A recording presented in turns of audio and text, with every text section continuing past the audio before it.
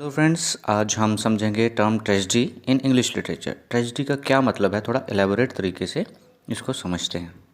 Tragedy एक type की story है जिसके अंदर जो हीरो है, उस ट्रेजिक हीरो जिसे कहते हैं, वो he is brought down by his या हर ऑन फ्लॉज। अपनी ही गलतियों की वजह से वो नीचे गिरता है, usually by ordinary human flaws. जो एक ऑर्डिनरी ह्यूमन बीइंग के अंदर जो कमियां होती हैं, जो एरर्स होते हैं, उसी के कारण उसका डाउनफॉल होता है। जैसे लालच, ग्रीड कह लो, ओवर एम्बिशन, किसी को सत्ता का लालच, किसी को कुर्सी का लालच, उस कुर्सी के चक्कर में वो बहुत सारे पाप करता है, गलत डायरेक्शन में चला जाता है। और even excess of love, honour और लॉयल्टी।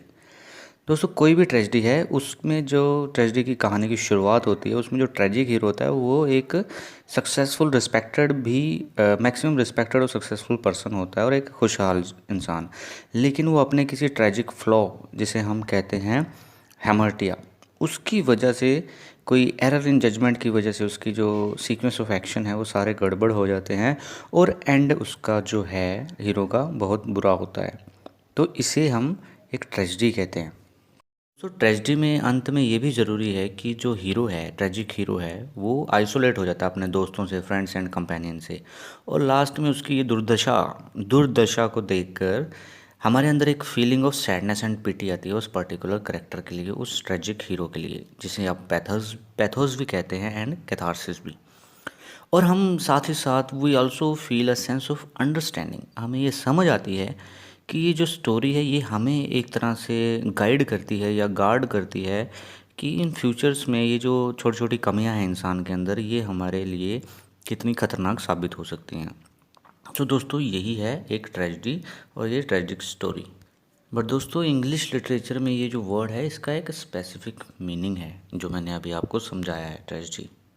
दोस्तों, कहते हैं कि tragedies might be the oldest form of story telling in western tradition. Western tradition में जो ट्रेजेडीज थी, ये oldest form of story telling था। और अर्लीस्ट नॉन ग्रीक प्लेस जो भी थे आर ओल्ड ट्रेजेडीज।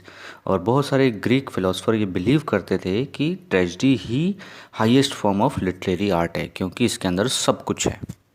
फ्रेंड्स, जब most well known theory is Aristotle's idea of catharsis. वो कहते थे कि जो एक परफेक्ट ट्रेजेडी है, उसके एंड में क्या होगा, arousal of emotions like pity and fair.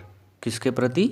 जो हीरो है उसके प्रति दया की भावना, और कहीं ये रियल लाइफ में हमारे साथ ऐसा ना हो, इस तरह का डर। ये सब जब जागेगा ट्रेजेडी को देखकर, तो इससे ऑडियंस के अंदर एक सेफ वे टू रिलीज दो नेगेटिव इमोशंस वाली फीलिंग आएगी। गुड ट्रेजेडी जो है एक प्रोडक्टिव होगी, उसका एक अच्छा लेसन भी मिलेगा ऑडियंस को, वो उसे सीखेंगे, समझेंगे और अपने लाइफ में भी अपनाएंगे।